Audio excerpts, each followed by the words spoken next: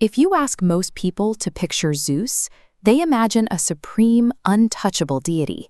We treat him like the ultimate CEO of the cosmos, an almighty sky god hurling lightning bolts from an uncontested throne. But the ancient Greeks recorded a very different reality.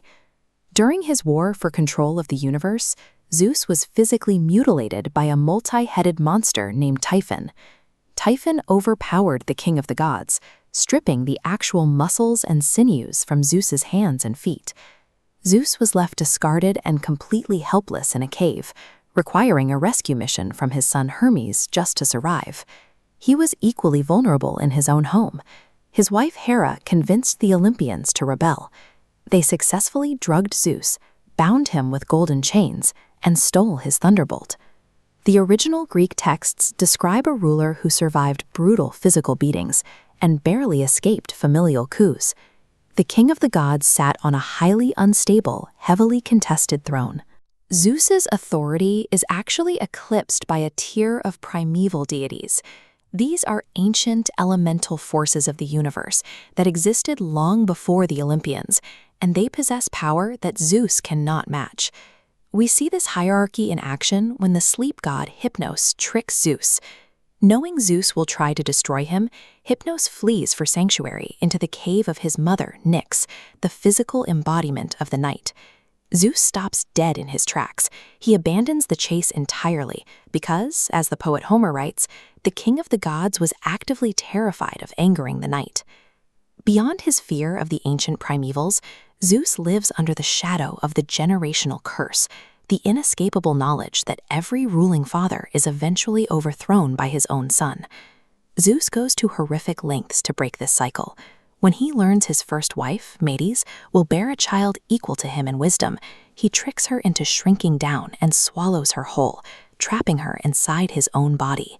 To find out which other future marriage will produce a son destined to ruin him, Zeus chains the titan Prometheus to a rock to have his liver eaten daily by an eagle.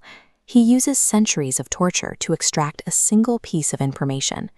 The literal consumption of his wife and the centuries-long torture of Prometheus reveal a ruler governed by a prophecy he believes will eventually destroy him. But the ultimate check on Olympian power is an absolute cosmic law the Greeks called ananke, a concept that translates strictly to necessity or fate. Zeus possesses zero power to alter ananke. He cannot rewrite the rules of the universe. His job is merely to execute its predetermined will. This illustrates a mechanism from Homer's Iliad called charostasia, the weighing of a mortal's death.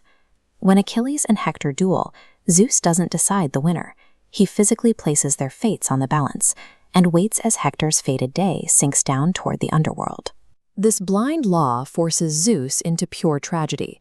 During the Trojan War, he watches his own beloved mortal son, Sarpedon, bleed out on the battlefield, knowing Sarpedon is fated to die that very day.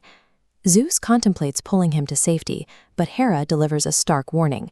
She explains that if Zeus breaks the cosmic law to save his son, every other god will intervene to save theirs, and the entire universe will collapse into chaos. Zeus bows his head and lets Sarpedon perish.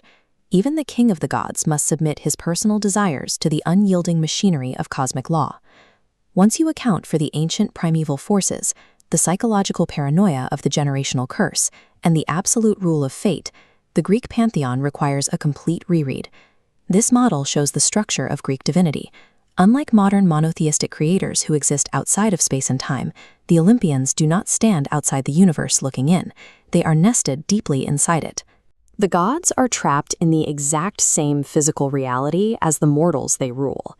They are subject to the same absolute laws of time, consequence, and necessity. Zeus's entire reign is an exhausting struggle to manage a fragile order. He is constantly negotiating, fighting, and compromising within a chaotic system he can never truly master. Zeus is a manager struggling to maintain order in a universe that ultimately refuses to be mastered, a role defined by the weight of his own escapable limitations.